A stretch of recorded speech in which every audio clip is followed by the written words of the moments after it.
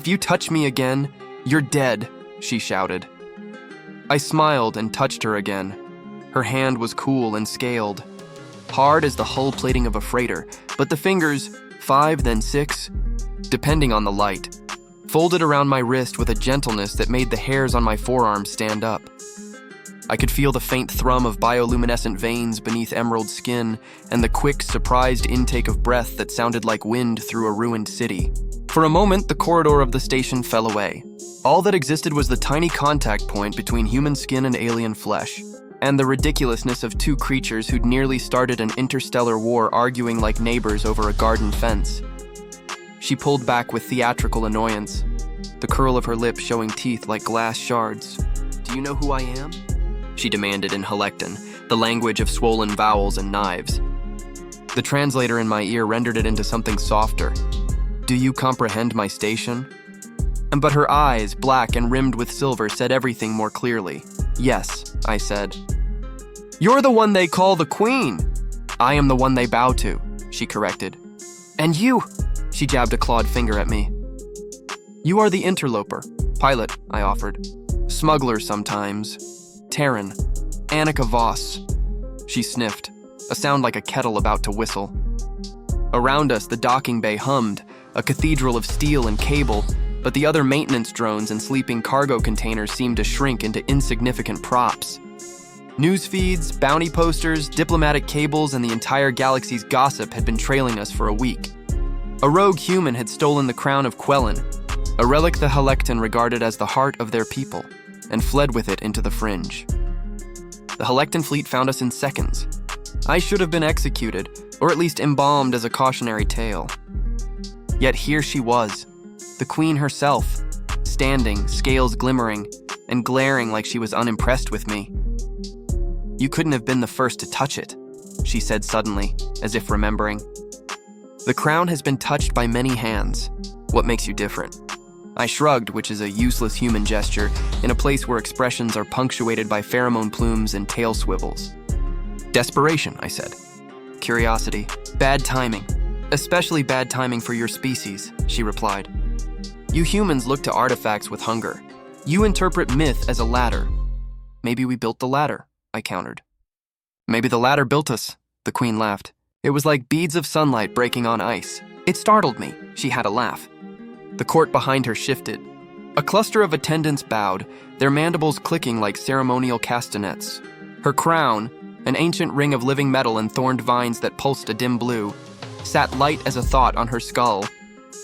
The crown of Quellan had been rumored to choose its bearer, to bind to a mind and amplify its wearer's presence until even stars trembled. That was why governments, pirates, and idealists had all wanted it. I had wanted it for other reasons. To save my sister, trapped under an orbital cartel's debt, to buy passage to the outer colonies where I could vanish. It had been greed and love braided together. "You will return it," the Queen said abruptly, and the hush that followed was so complete the station's hum stepped out of itself and listened. "Or you will die an example?" "Maybe," I said, "but maybe you're wrong. Maybe it wants to leave. Maybe it needs a different language." She stared at me as if weighing whether I had blasphemed by voice or by intention. "And what do you think it needs, thief of Quellan?" "Someone who doesn't worship it," I said. "Someone who keeps it from being an idol. Someone who remembers it's a thing, not a god." Her eyes, impossibly ancient, softened. "And you would wear the crown," she guessed. "No," I said. "I couldn't, not even if—" I swallowed. "Not even if I had to. You would not?" Her antennae tilted. "Then why did you take it?" "To break the cycle." My voice sounded small in the open space. "To show your people that power isn't a crown. It isn't made of metal and bone and songs. It's decisions and responsibility. But I didn't plan to keep it. I was going to bring it here to you, and then..." I spread my hands. "Then someone with deeper pockets and fewer morals tried to intercept me, and in the scuffle it attached to me. It chose me by accident." "An accident," she echoed, and I liked the way she said the word, like a relic being appraised. Around us, the attendants whispered in a language of clicks and flaring gills.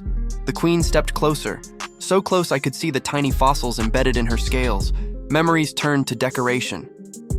The crown's blue light seemed to pulse faster when she moved, a heartbeat echoing the station's distant pulse. She reached out and... With a movement half regal, half curious, laid a single finger against the crown. The metal reacted, rippling like mercury, and at once a whisper bloomed in my head. Images, not words. My sister's laugh, the weight of a child's fever, the smell of diesel and ozone at the docks, the exact fit of the crown against my skull in some impossible mirrored room. The voice of the crown layered itself over the queen's thought, and in that overlap I saw a truth that made my throat dry. The crown of Quellan didn't amplify power so much as amplify the wearer's deepest longing. Then you see, she said, it feeds on desire. It does not make kings. It magnifies, and sometimes it breaks them, I said. Sometimes it makes them forget the world outside the pedestal. She studied me a long time. In that space, the station reasserted itself. A speck of dust skittered across the metal floor, and a maintenance drone wheeled past like a slow-beating heart. The Queen's attendants hummed a low harmonic that my translator called listening. For the first time since I had been dragged before her, I felt less like an accused thief and more like a contestant in some ritual of reckoning. You will give it back, she said finally. Not because I command, but because you must choose, I exhaled. And if I refuse?